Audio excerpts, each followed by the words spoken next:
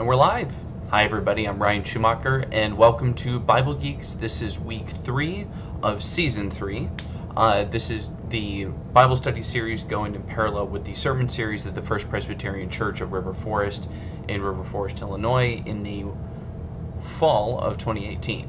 And we are doing the study on the Psalms. This is going in parallel with our church's study of worship. And as we described in the first episode, we were talking about how to read the Psalms. We were looking over our interpretive questions. And then the second, we talked about Book 1. So we are now on our third episode, and we're going to talk about Book 2 of the Psalms. And this will follow a relatively similar format to last time, though the content is going to be a little bit lighter. So we're going to first do an overview of Book 2. We're going to do that like we did for Book 1. We're going to look at authorship. We're going to look at genres. We're going to look at how the book came together. Then we're going to go back to the topic of worship. And there's a separate video that goes along with the Book 1 video that's about Psalms 24 and 15. This one is going to stay on Psalm 50. That's going to be the example that we want to draw out. The reason we're drawing that one out is because the sermon series is on worship and why we worship and the things that we do in worship. And I think this reinforces the point that's also made in the other video. So if you've watched any of those, you saw me cut away to a different video in the middle of the Book 1 video. We will be doing something similar here where we'll talk about Psalm 50, and if you want to go see how it connects to Psalm 24 and Psalm 15, and then there also how it connects to the rest of biblical theology of worship, I would go and watch that video. So let's talk about Book 2. So Book 2, authorship. Again, this is according to Whithoff and others, the Psalms Explorer that's in the Logos Bible software. In fact, because we were on the video, we can go pull Logos Bible software up right now.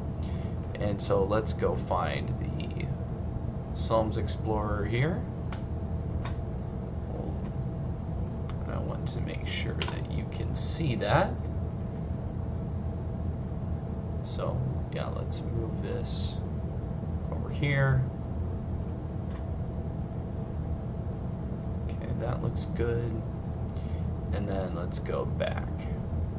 Alright, so yeah, here's our fancy graph that's showing us everything that we kind of need to know about the Psalms. What do we want to do? We want fancy graph here to be fully visible.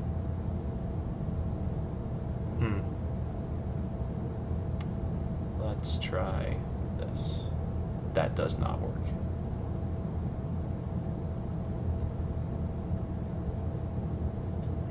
Well, I'm kind of wishing you can see the sidebar here. I think that would help. But this will work fine. Okay, so again, this is the whole Psalter right here. Forgive that, please. And we are looking at Book 2. So if I just hover over Book 2 here, you can see that you're talking Psalms 42 to 72. The genres here are the first things that you're seeing based on the colors. So you can see, again, like we discussed last time, the plurality of the Psalms are lament Psalms. Then you have praise. You can see that there's a larger distribution here. If you look at Book 1, there's a lot of concentration amongst the lament Psalms.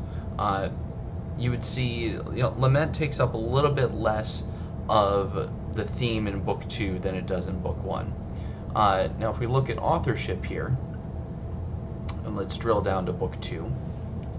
So you're going to see, once again, David represented pretty significantly. David's responsible, at least he's mentioned in the superscript, for Psalms 51 through the high 60s, it looks like. Up to 68 here. We'll actually go through that a little bit more in a bit. You have then a singular Psalm of Asaph. You have the first selection from the sons of Korah, the Korahites, B'nai Korah, that you see here. Those you can see are 42, and then you see 43, 44, 45. So you can see that cluster around the early part of Book 2 belongs to this collection from the Korahites. You have one that's attributed to Solomon, at least in the Masoretic text, and you have it attributed anonymously in the Septuagint.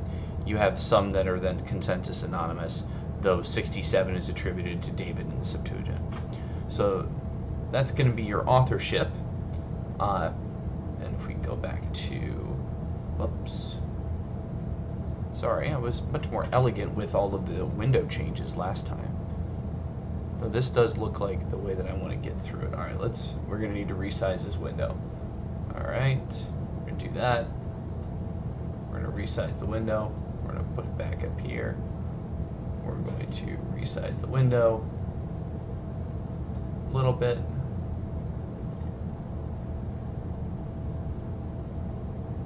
Okay.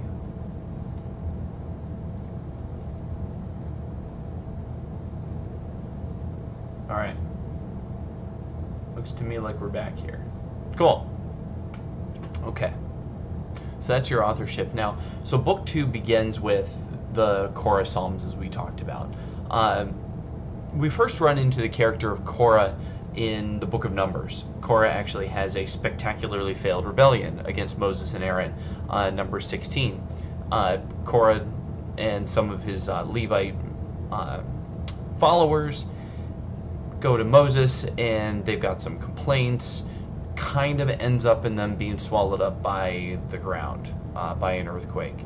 So Yahweh made it pretty clear what he thought of that. However, during the census in Numbers 26, we can see that some of the sons of Korah survived, and they're later mentioned as some of the mighty warriors who helped David in 1 Chronicles, and they're given a role. And later in 1 Chronicles, they're among the gatekeepers. According to Thompson in the New American Commentary, this is a class of Levites responsible for governance and for temple maintenance. So they're still in the tribe of Levi, but they have responsibilities, and their cultic responsibilities then, bring us together at least with the idea of the how they would be responsible for some of the psalms. If they're working in the temple and the psalms were performed in worship, then we can understand how the sons of Korah were involved. And like we said, the rest are Davidic or anonymous, except for Psalm 50, which is the Psalm of Asaph. We'll talk about the Asaph Psalms much more when we talk about Book 3. So then, we talked about the genres. You can see lament, many are of David. Praise is 20% of the book versus less than 10% of the book in Book 1. So we can see praise coming up more in this one. However, you can see that 46, 47, 48 are among the Korah collection. And then these late ones here, 65, 66, 67, and 68. If I recall right, 2 of those are non-Davidic. If I'm going to look through here real quick. So 68 and 69 are, however, 68 is, 66 and 67 are not of David. So David's primary emotion here is still lament, just like it was in Book 1. David does a lot of lamenting. A lot of that lamenting he set to song, and a lot of that song is what's kept in the Psalms. We then have a few of these wisdom, trust, and then the royal psalms. We'll talk a bit about the royal psalms. We talked about Psalm 45 actually in the first video. I encourage you to go look at it. I think that's a really good example of how to interpret the Psalms and what you can learn by digging into them. So an outline of Book 2. So you start with the Psalms of Korah, 42, 43, 44, down through 49. You can see the colors are here again. So they start with 3 lament psalms. Then you have one of the royal psalms. Then you have 3 praise psalms, and it ends with a wisdom psalm. I'm not sure if there's any significance to 3 in a punctuation, then 3 more of a certain type in a punctuation. I'm gonna say no, because I think a lot of these genres are post hoc constructions by people who are trying to classify. However, those themes do tend to go together. And so it could have been assembled that there were the lament psalms and the praise psalms. You can see that some are sad and some are happy. But I don't know if I would overdrive it. Then you have Psalm 50. We'll talk about this one a lot. This is going to be our example. It's a singular Psalm of Asaph. It's a wisdom psalm, and that's the hinge that gets us into then this big line of Davidic psalms. So you see David in the superscript from Psalm 51, which you all know very well, through Psalm 70, except for 66 and 67. And you can see all the lamenting here. There's lots of lament. You have some of the trust psalms. Then you have a couple praise psalms, which is interesting. But then we go back to lament. So David's primary emotion, once again, is lament. You get a little bit more of a mixed bag in the Psalms of Asaph. When we get to the later books, we're going to see how the non-Davidic authorship tends to have a different emotional orientation. All right, let's take a quick stop here and read Psalm 72. I think this is an interesting point to make about the editorial assembly. So Psalm 72, this would be the end of Book 2 of the Psalms. The superscript here is Solomon. So it says Solomon in the superscription, and it's of the royal genre. And you'll get that pretty quickly. So, and I'm reading from the NLT. Give your love of justice to the king, O God, and righteousness to the king's son. Help him judge your people in the right way, and let the poor always be treated fairly. You know what I'm going to do? I'm going to do what I did last time. We're going to go back to Logos, and we will pull this up. So you can follow along if you're reading here.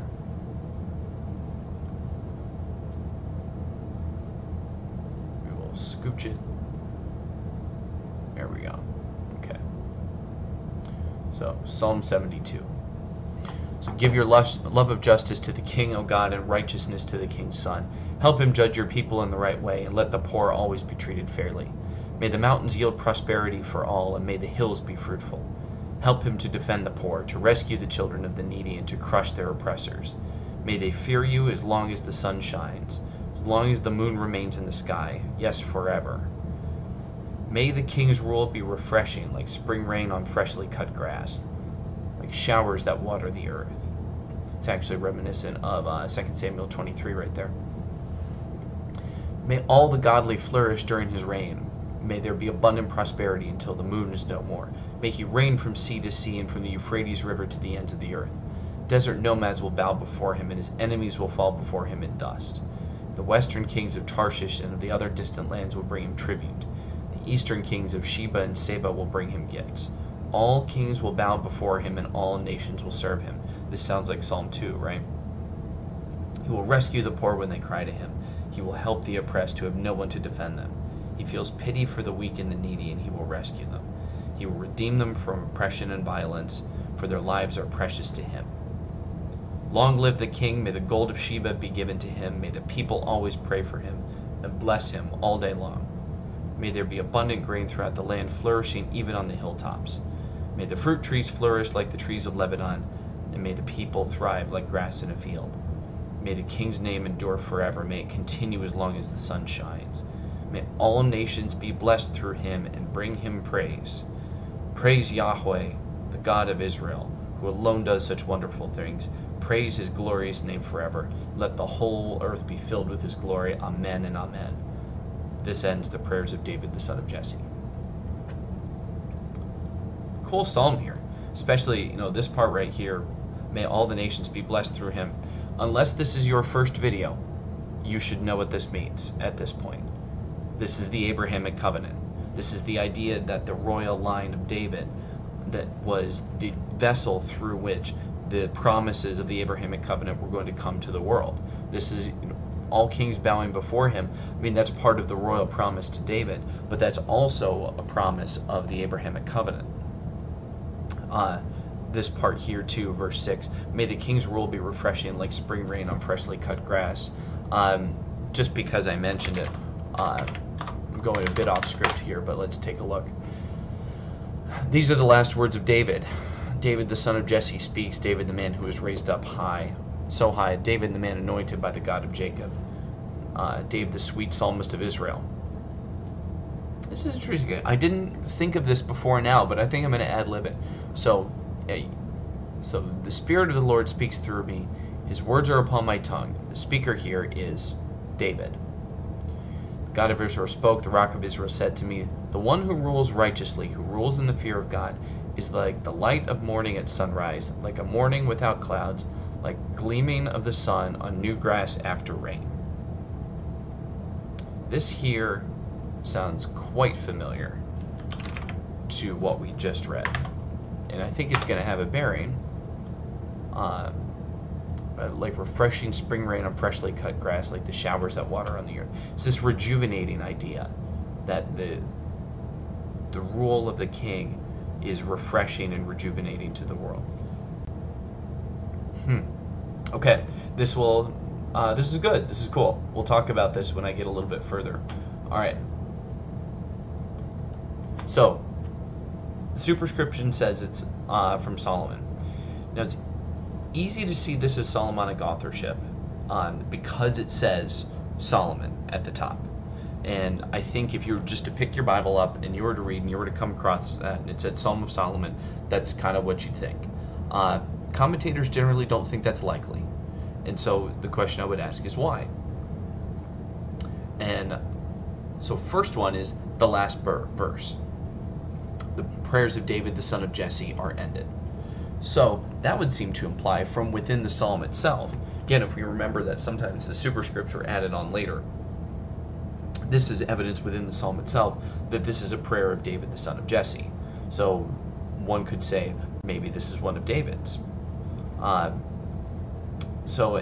If we remember that the preposition here, le, in Hebrew, could mean to or for or by, many actually see this as a prayer written for Solomon by David. I think that's likely, and I actually think that what we just looked at in 2 Samuel 23 right there, and the similarities between the last words of David and this this psalm here, plus the mentioning of David at the end, makes a strong argument that this is to Solomon and not by Solomon. So there is an argument on the other side. You can put your thumb on the scale on the other side and say that comment right there comes at the end of the doxology. So again, what do we mean by doxology? If we go back and look at it, the doxology is the Gloria. So what we see right at the end here, so praise to the Lord God of Israel, who alone does such wonderful things. Praise his glorious name forever. Let the whole world be filled with his glory. Amen and amen. We talked about the amen and amen being the seams of the book. That's the end. We move on to the next book. And the prayers of David, the son of Jesse, are ended. So if that comes after the doxology, then this could have been added on later. And because there are other psalms in the first 72 that are not of David. There's some, we have the Korah psalms that we talked about. Nobody's arguing that David wrote the Korah psalms. This could be a punctuation to the entire collection that's dominated by Davidic authorship, but is not exclusively Davidic. You can make that argument. I think that it's really coincidental that the last words of David in the last psalm in book 2 that then moves us in history past the Davidic dynasty and into the descent to exile match each other so well that I think it makes sense as a prayer by David for Solomon. Kidner, he puts it, and I believe he's right here, there's no strong reason against Solomon's authorship, but it's also fine interpretation to say it's from David for Solomon. Based on the inference that I just drew, I would say, we're still not quite too strong reason, but I would say the weight of the evidence falls on the side of Davidic authorship on this. If somebody were to tell me that this was written by David, I'd probably say, yeah, I think you're right. In either case, the psalm itself represents the transition of the throne from David to Solomon, because everything up to this point has been David. Now we get to the Psalm of Solomon, whether it's David for Solomon or Solomon himself. We're also on the seams of book 2 to book 3. So this shows an interesting pattern that you begin book 1. Remember, Psalm 1 was an introduction to the whole Psalter. We talked about that last time. Psalm 2 is the introduction to book 1. You have a royal psalm, the coronation psalm. Psalm 41, end of book 1, is also a royal psalm. Psalm 72, the end of book 2, the transition of the monarchy. also a royal psalm. And then what we're going to see next week, Psalm 89, the end of Book 3, you're going to see a lament over the failure of the Davidic dynasty at the end of Book 3. You're instead entering into exile. So you have the royal part, very important. It's an introduction to Book 1. We punctuate Book 1 with royalty. We punctuate Book 2 with the transition of the monarchy and the importance of the monarchy. And we punctuate Book 3 with, and it failed. So you can start to see how there appears to be the hand of an editor working through this to tell a story. You have the Davidic king, you have the first book of David, you have the second book of David, pass the torch, and the torch got passed and things went downhill pretty bad. So I think that's an interesting observation through the Psalms, and it also reinforces this historical story that we're marching through historical periods. You start with the David, then you move to post-David through to exile, and then you have return to exile and the rebuilding of the temple and the walls. This is evidence for Bullock's assertion that you're watching the history of Israel through the development of the Psalms and through as you proceed through the Psalms. I think that's definitely pretty well attested in here. Some of the themes in Book 2. So again, we're looking at these word clouds again, and I think this is really an interesting way to look at it. So the word that pops out, obviously the most, is the word God. Then you have Lord. Then you have praise, the people. The people are actually talked about quite often. You have the king. I mean, if you just kind of step back here, you see some here on the right side. One, live, give, life. Bless, long, Selah. I'm recording at a different time than usual. It is late at night, but that's okay. So singing, that makes sense. These are sung. But the thing I want to draw your attention to is that big word in the middle, God. Let's go compare this to Book 1. Again, Book 1 from last time, you had Lord as the primary word. And then God was subordinate to that. Here you have God as the primary word, and then you have Lord as the subordinate. This is interesting, right? Something has shifted. In fact, the divine names themselves in the Psalms are pretty are worth a study. If you look at Book 1, Yahweh, the covenant name for God, is used 278 times, versus Elohim, that would be the more general God, is used only 15. Books 2 and 3, Yahweh gets much less airtime. You see Elohim as the primary word that's used. Books 4 and 5, Yahweh is predominant. It's almost like those 5 Elohims are an accident. You have 339 mentions of Yahweh in books 4 and 5.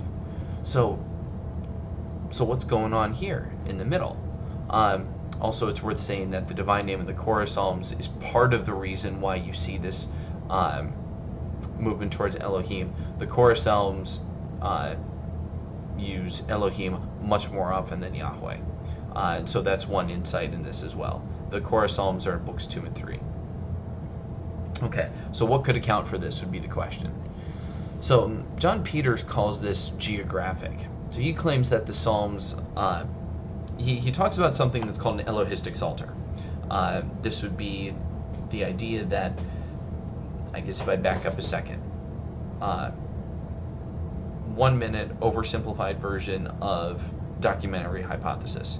There's this idea that the books of Moses, the 5 books of Moses, are actually a compilation of 4 sources. You have the Yahwist, the Elohist, the priestly, and the Deuteronomist. The Yahwist is a covenant-oriented, very personal relationship with Israel kind of writer. God and Israel are very much, they're very much meshed together. The Elohist has a more distant, underdeveloped theology compared to the Yahwist, who appears to have a very strongly developed theology. The priestly is about the ritual, and the Deuteronomist is about the law. I think many people, many Old Testament scholars could take umbrage at some of my characterizations, but we're doing a very quick drive-by. The Yahwist, so they have, when they look at the Psalms, then they project some of that on here as well, based on the use of the divine name. And there's more of an argument for this in the Psalms than there is in the books of Moses. I could, and maybe I should, do a video on the documentary hypothesis. Your present correspondent thinks it's bogus. But here, you have a little bit of an argument that we already talked about the editorial assembly of these books. I think that's pretty well established within the text itself. And you notice a trend that's evidence you have to contend with. So John Peters thinks that these Psalms, books 2 and 3, are comprised mainly, it's not like book 2 and book 3 came from someplace else, but that they're comprised of Psalms that were written elsewhere. Particularly, he would say, in the northern kingdom by the tribe of Dan. And the northern kingdom was more pagan than the southern. In fact, they went up north. All of their kings were bad. They did evil in the sight of the Lord, and they worshipped the Baals and the Ashtaroths and then the high places and all that. And so you detect the influence of this more pagan theology in the Elohistic Psalter. And that's partially why you see the generic name as opposed to the covenant name for God.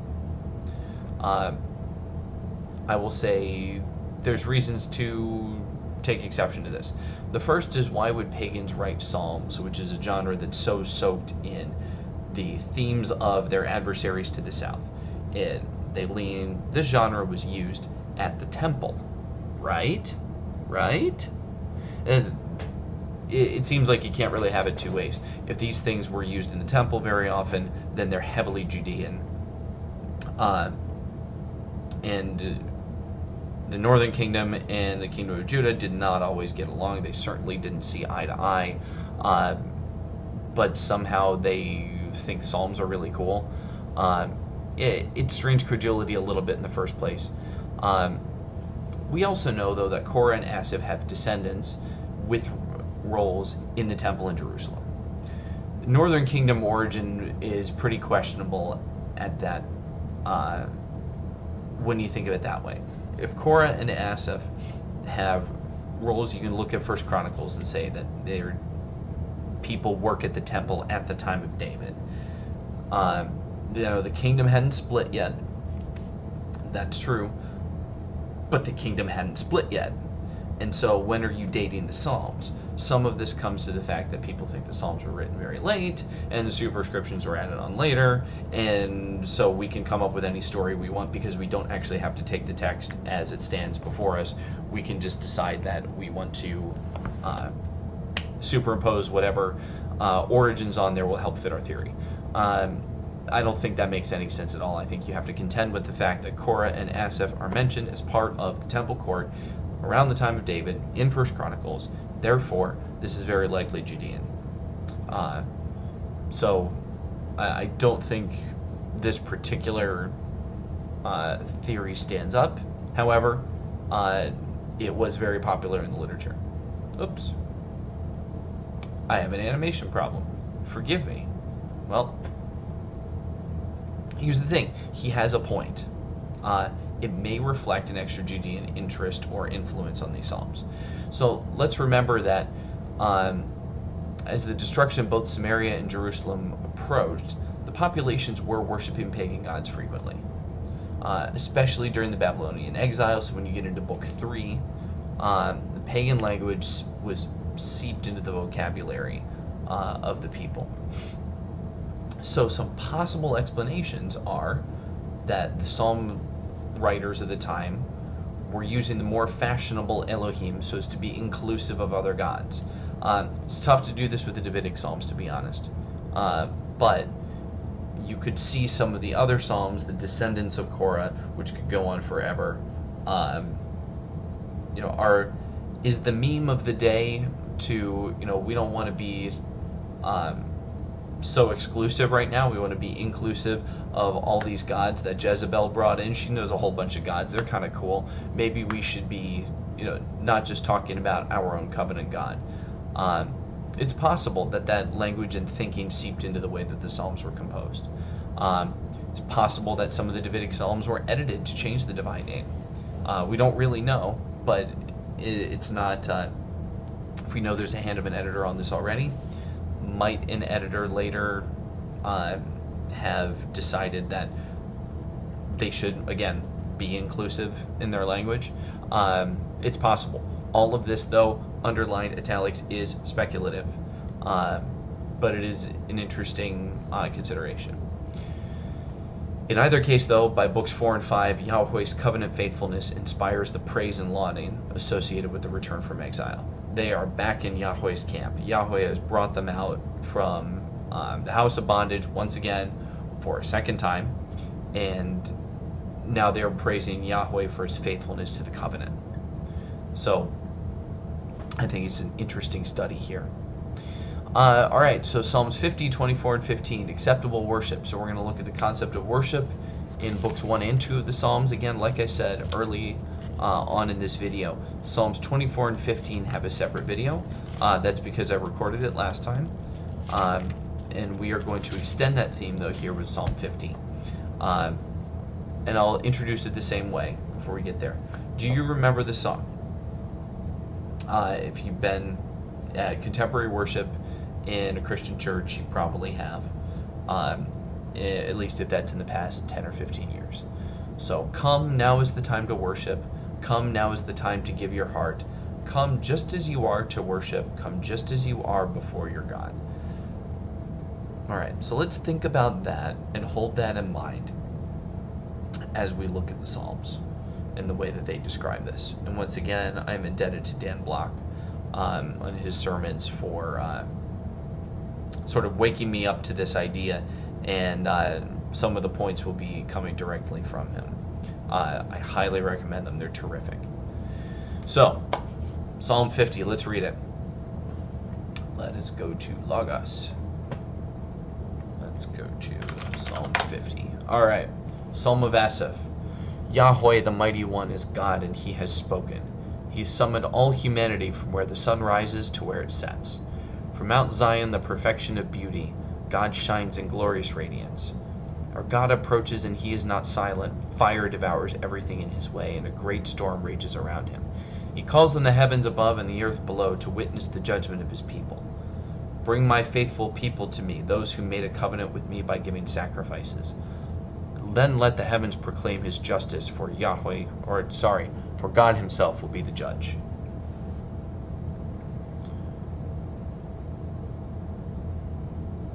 And then we have the speaker here is Yahweh. Yeah. O my people, listen as I speak. Here are my charges against you, O Israel. I am God, your God. I have no complaint about your sacrifices or the burnt offerings you constantly offer, but I do not need the bulls from your barns or the goats from your pens. For all of the animals of the forest are mine, and I own the cattle on 1,000 hills. And I know every bird on the mountains, and all the animals of the field are mine. If I were hungry, I would not tell you, for all the world is mine and everything in it. Do I eat the meat of bulls? Do I drink the blood of goats? Make thankfulness your sacrifice to God, and keep the vows you made to the Most High. Then call on me when you are in trouble, and I will rescue you, and you will give me glory. But God says to the wicked, why bother reciting my decrees and pretending to obey my covenant? For you refuse my discipline and treat my words like trash. When you see thieves, you approve of them, and you spend your time with adulterers. Your mouth is filled with wickedness, and your tongue is filled with lies. You sit around and slander your brother, your mother's own son. While you did this, I remained silent. You thought I didn't care. But now I will rebuke you, listing all of my charges against you. Repent, all of you who forget me, or I will tear you apart, and no one will help you. But giving thanks is a sacrifice that truly honors me. If you keep my path, I will reveal to you the salvation of God. The word of the Lord. One quick thing, it's not on the slides, but when we talk here about keep the vows you made to the Most High. Here, bookmark that. We'll get back there. Okay, so let's go through our questions. Again, I think these questions are really helpful. If you don't know what to do with the psalm, you read it like, well, okay, what the heck do I do? How do I go from here? Just go through these questions. It's going to help you. So who's the speaker? Who is the speaker? We actually saw that this is a speech, in essence, where Yahweh is the speaker for 2/3 of the psalm. And it seems like the human speaker is therefore some prophet, speaking forth the truth of Yahweh to the people. You see through the first few verses that you have this narrator character that's talking about Yahweh in the third person. But then you see Yahweh here is the speaker. Oops. Really wish the hover over would show up. That's exactly what this is for. Because I want to show you.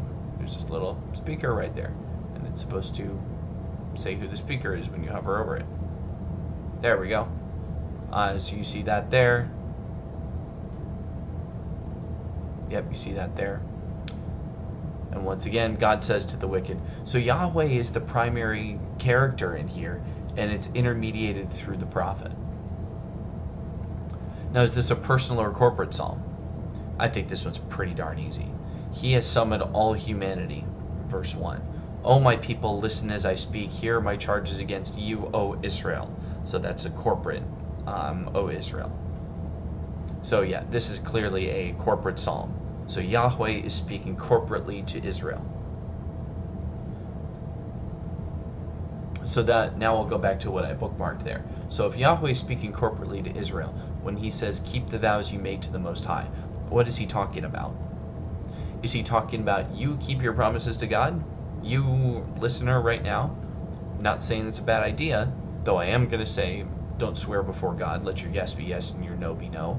And I'm going to tell you that trying to make any kind of promise to God or any sort of bargain is ill-advised. What does this mean? Keep the vows you made to the Most High. That's the covenant. That's the acceptance of the covenant.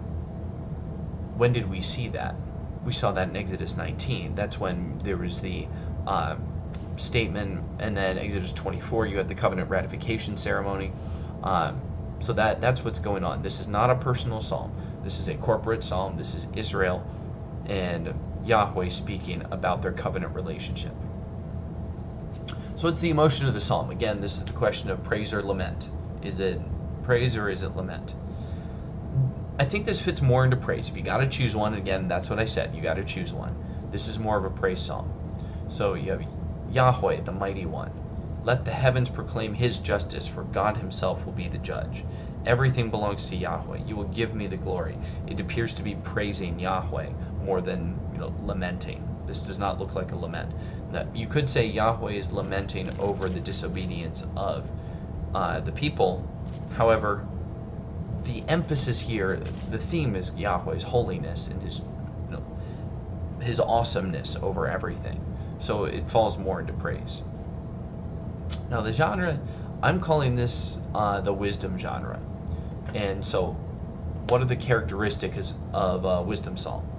So this is something Dr. Bullock would put these in. It does not need all of these characteristics, but some of them.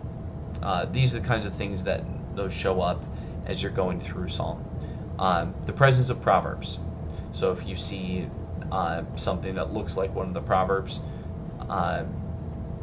that would be like a wisdom psalm. Inclusion of wisdom admonitions. So if we want to talk a little bit about a wisdom admonition, how about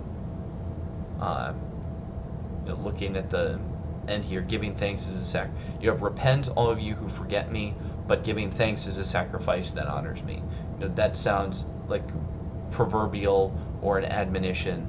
If you keep my path, I will reveal to you the salvation of God. Okay. Others that we have here, the use of similes, the term blessed or happy. We saw that in Psalm 1. That's one of the triggers for wisdom psalm. An address to the sons or the children. We see that in this one. The people Israel. In fact, I don't know what the source here is. NLT obfuscates this a bit, but if we look at something that's got a little bit a tight translation, I wonder if we actually see the sons of Israel.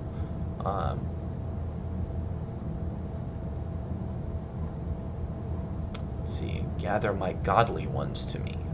That's interesting. Oh, that's interesting. So chesed, the faithful. Gather the faithful before me. However, this relationship, though, gathering the people before him, it doesn't say specifically. Oh my gosh, you didn't see any of that. I'm sorry. There you go. Yeah, my godly ones, the chesed.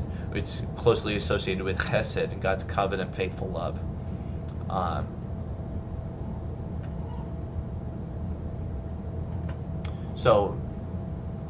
And then use of comparative and contrasting statements. This is the big one. This is the way of the good, but the wicked do this. Or the wicked do this, but the good strive. So make thankfulness your sacrifice to God and keep the vows you made to the Most High. But God says to the wicked, and the contrasting admonition with those who give thanks, and I will save you. So that's what you see when it comes to a wisdom psalm. You're going to need to excuse me. I'm going to keep this going right now. I'll cut it out later. However, my daughter is crying. I'll be right back. Okay, and we're back. So, what is the purpose of the psalm? So, when would this be read or sung? This, like I said, this is always the tough question. The commentators tend to be really helpful. But let's think about this. I think it's possible to reason our way through it. What does this remind you of? I've already kind of mentioned it. This is reminiscent of the ratification of the Sinai covenant. I put Exodus 19 in there. Really, Exodus 24 should be in there as well. This is, it reminds us of that scene where Israel is gathered before Yahweh and the covenant is described. And, you get the law and the blessings and the curses. To me, and this is a me thing right now, this is Ryan's interpretation, I see a condensed version of a covenant in here. If you go back to the video on what is a covenant, we talk about the elements of a covenant. And you have the naming of the parties, you have the history of the parties, you have the terms of the covenant, you have blessings and curses. And I think as you walk through this, you see that. You have, Yahweh talking about Yahweh. And this is, when it says the parties are named, we think of it kind of like the beginning of a legal document, which has, X plaintiff and then Y defendant. If you were to look at a Hittite treating, it's more like, the great and powerful, the king of Tyre, comes before the the puny king of Tarshish, or whatever. There's a lot of effusiveness that you see, and we see a lot of that here, I think. There's a lot spoken about Yahweh's greatness, but it's really just introducing who Yahweh is at the beginning in verses 1 through 4. And then there's my faithful people, the chesed, those who made the covenant with me. So the parties are named. And then there's a description of the terms of the covenant. It's actually a reminiscence of that. I have no complaint about your sacrifices, but I don't need them. What I want is a thankful heart. And then you get blessings and curses. You have, verse 15, where it talks about... Oops, I flipped 2 pages. Yeah, then call on me when you are in trouble. I will rescue you and give you glory. Giving thanks is a sacrifice that honors me, and if you keep my path, I will reveal to you the salvation of God. So those sound like blessings, and then you have curses.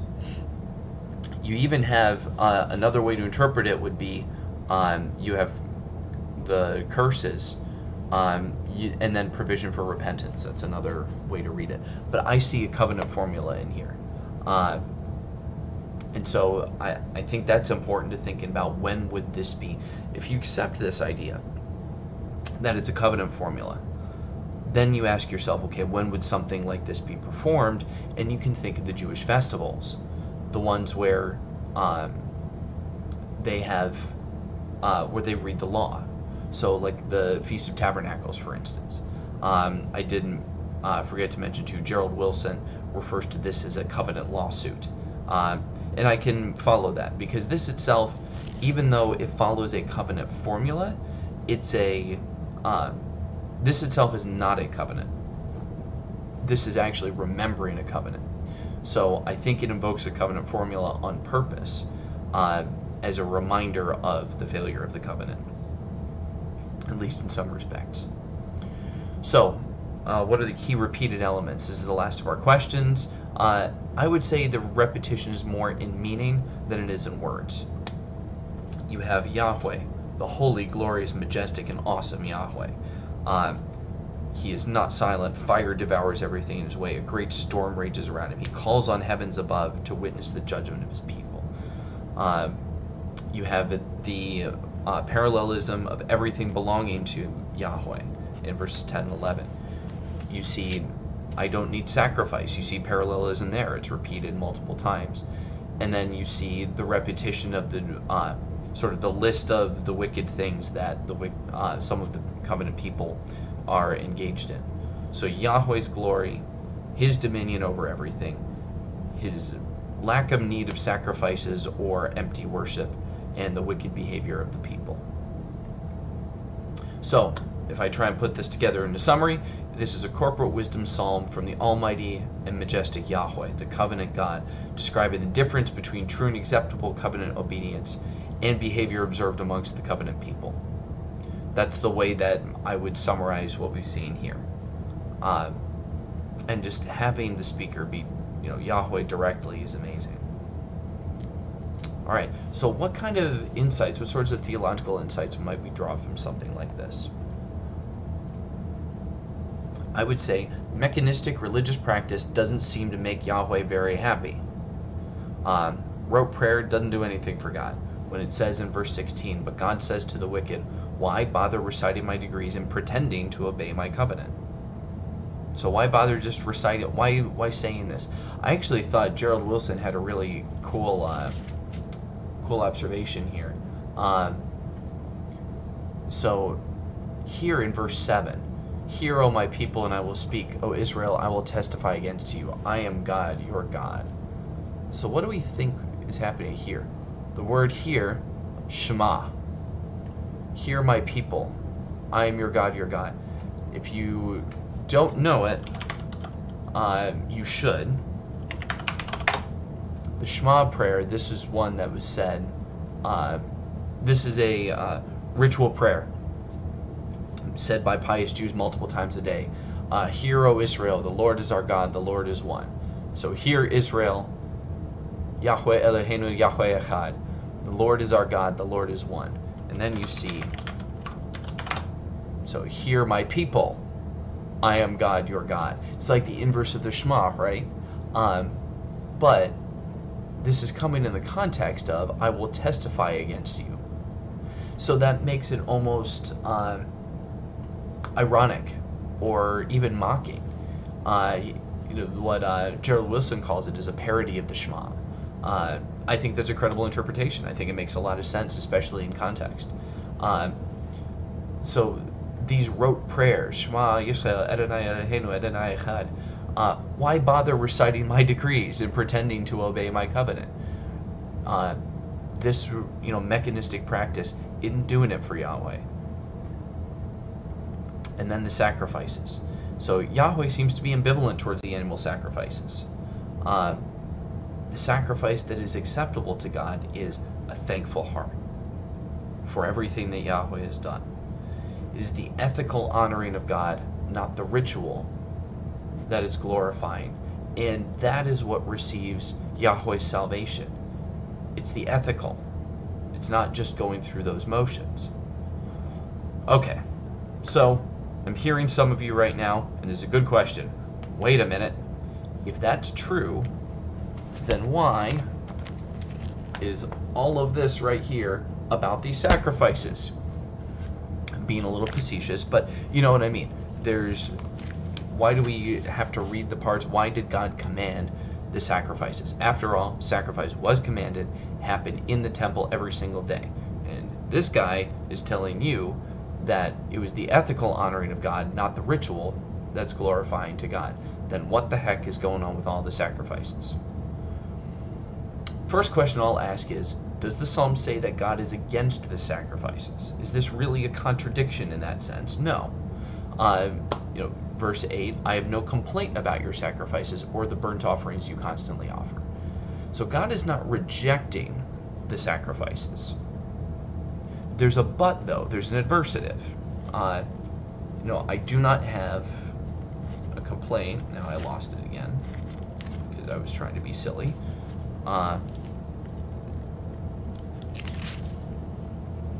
But I do not need the bulls from your barns or the goats from your pens. So this isn't saying he's not complaining, but he doesn't need them. So yeah, that's where the but. Why does Yahweh say this? So, I mean, yes, you could say everything is his. He doesn't need it. There's nothing, we can't provide anything to Yahweh. We can't give anything to him. All we have is to give our hearts, and everything belongs to him. So, we shouldn't act like we can please God by giving something he doesn't already have. Okay, fine. Sure, yeah. Nothing said in that is wrong, but let's get a little deeper into it than that.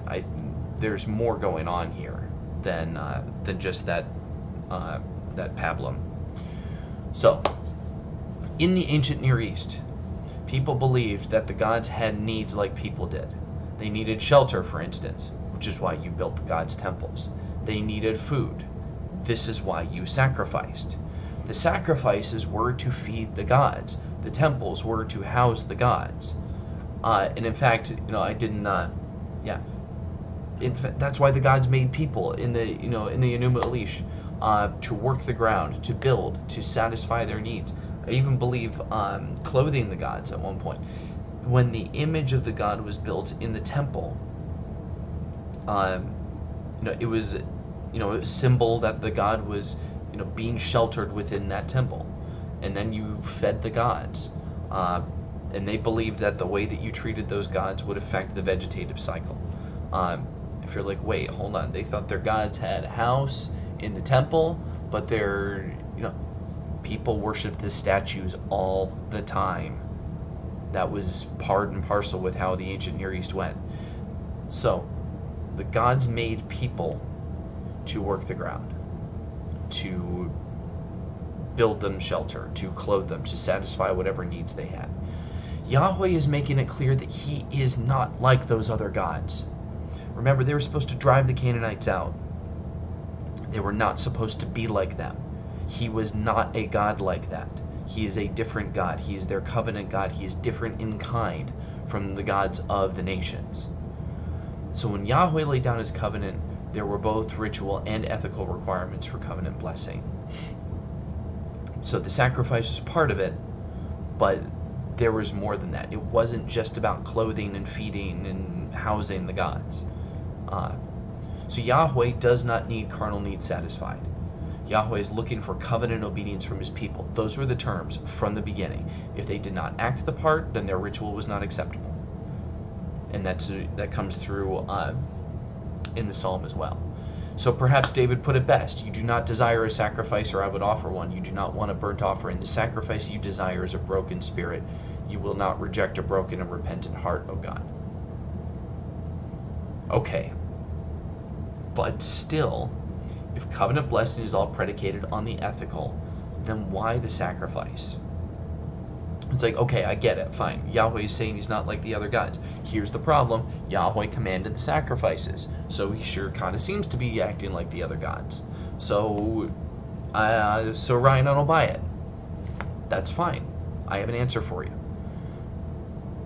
The sacrifices, giving of your treasure, your oil, your grain, the taking of life, the animals, emphasize the seriousness of the covenant with Yahweh. I think that's what's going on with the sacrifices. Remember, the Israelites were in a retributive system. Leviticus 26, Deuteronomy 28. Obedience means blessing. Disobedience, cursing. Right here, right now. The stakes were high. Straying to the left or to the right from the path that you were supposed to be on triggers the covenant curses. That is bad. You do not want covenant curses. They were very bad. If you want to know what they were, go and listen to the video on the Sinai Law. So the sacrifices were a reminder of the serious dedication required of one's life to Yahweh. And the shedding of blood emphasized the seriousness of covenant violation. So this is the sacrifice, and Tom Wright said this, and I think he's right. Some serious ethnographic study, or some serious ancient historical study on what people thought they were doing when they were sacrificing would be really, really, really helpful.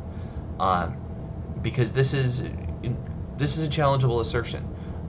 However, I think it's consistent with many interpretations that are out there right now, that this is showing just how serious it is to dedicate one's life to Yahweh.